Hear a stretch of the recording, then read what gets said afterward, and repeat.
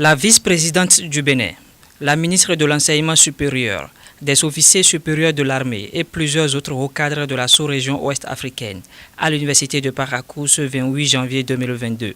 Tous prennent part à la rentrée solennelle des masters professionnels de la faculté de droit et de sciences politiques de l'université de Parakou. Initiée depuis 4 ans déjà, la rentrée solennelle des masters est une journée d'échange et de partage scientifique et d'expérience. Mesdames et messieurs, honorables invités, au regard des résultats du diagnostic du système universitaire, avec ses failles et ses forces, le chef de l'État, avec tout le gouvernement, s'est engagé dans une approche ouverte et participative. Et s'est engagé donc dans les réformes courageuses pour transformer qualitativement et profondément le système éducatif en général, et particulièrement l'enseignement supérieur. Et donc, cette appropriation, cette meilleure compréhension des avantages par les différents acteurs est le principal, donc ce partage est le principal justificatif du thème retenu pour la 4e édition de la rentrée solennelle des masters professionnels à la faculté. Et le thème, vous le savez très bien, c'est bien écrit, les réformes dans l'enseignement supérieur comme levier du développement du Bénin. L'université des réformes, c'est aussi l'université des innovations. C'est pourquoi je remercie tout le comité d'organisation, les collègues de la fac de droit et le doyen pour son sens d'innovation et son dynamisme. Madame la vice-présidente, toutes les femmes qui sont dans la salle veulent être à votre image. Elles veulent vous ressembler. Pour finir, Madame la vice-présidente, vous avez peut-être un fils un peu têtu. Nous avons la chance que vous parrainez la 4e édition. Votre fils vous demandera une mission. Nous nous projetons dans la 6e édition. Pour la 6e édition, par votre entremise et par l'entreprise de la ministre de l'Enseignement supérieur, nous voulons faire un clin d'œil au chef de l'État. Nous voulons également, dans la 6e édition, et je parle aussi au secrétaire général du gouvernement, qu'une salle à la fac de droit soit érigée pour surtout le master études stratégiques, sécurité, politique et défense, et qui portera le nom du chef de l'État, Charles, son Excellence, M. Patrice Attal Guillaume Stahl, pour le master. Très engagée pour une formation de qualité et de référence, la ministre de l'Enseignement supérieur a rappelé les différentes réformes entreprises par le chef de l'État dans son ministère et leur impact à court, moyen et long terme. Elle a réitéré son engagement à toujours accompagner l'université de Parakou pour la qualité et le savoir-faire dont elle fait montre depuis sa création. Monsieur le doyen de la faculté de droit et de sciences politiques, il s'agit donc de conduire des transformations rapides que la société impose, tout en vous félicitant pour les nombreux efforts que j'ai évoqués tantôt. Vous et votre équipe, je vous exhorte donc à maintenir ce cap.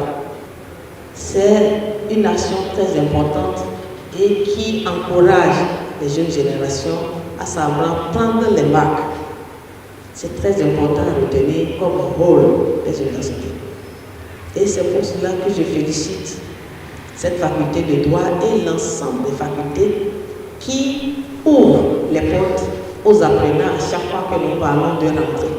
En effet, cette 4e édition de la rentrée des masters de cette même faculté est placée sous le parrainage de Madame la vice-présidente de la République du Bénin. Quel honneur! Vous êtes l'exemple d'une dame battante, une Amazone des temps modernes.